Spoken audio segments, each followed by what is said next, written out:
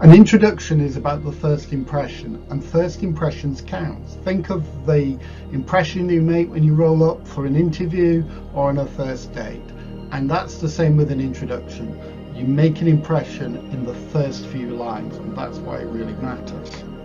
But also, reading is an investment, and the reader is investing in you, is investing in your writing. So they need to know why they should invest.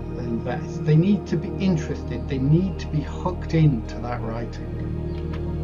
So a good introduction should make a good first impression. Something to hook the reader in, a bit like a newspaper does with a fancy title. Something to actually convince them that they should invest their valuable time in reading your work.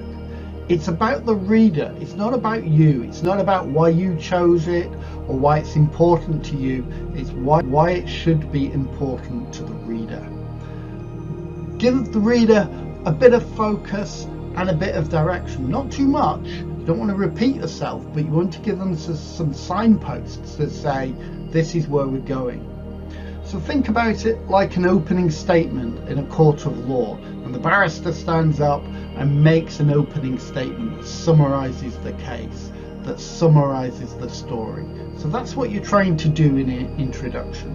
And remember, both in the introduction and in the essay as a whole, you want to think about narrative structure. And key to that is and, but, and therefore. Something that says, you know, this is going on, but we could consider it from this angle, and therefore that happens. So let's look at a few examples.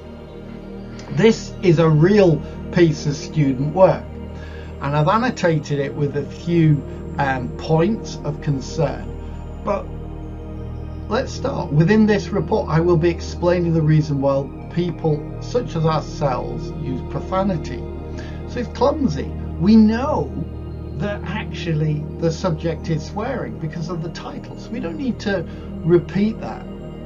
And most people understand swearing to be an intensely emotional or banned words, assaulting, blowing off steam.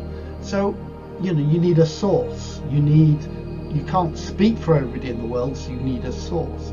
I will be explaining, it sounds as if there's a but coming, something. And again, I am writing. You're overusing the first person. Yes, use the first person occasionally, but use it to effect. Don't try and overuse it. So let's rewrite this. Here we go. Why do we swear?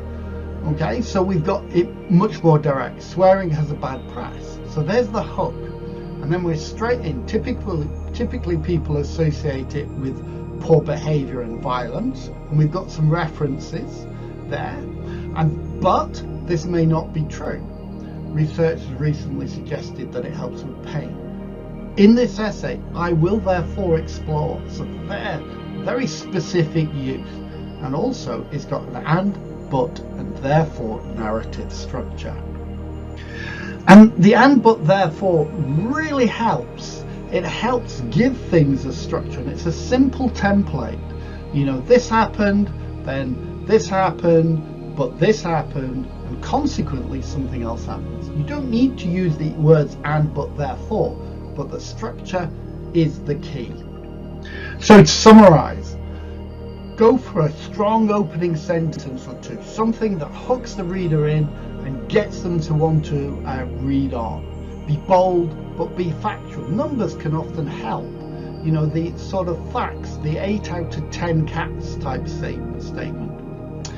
Now summarize the research. They say, so what does one side of the argument say? Sort of the and bit. But I believe, or other people believe, and change it up. Therefore, I'm going to do this.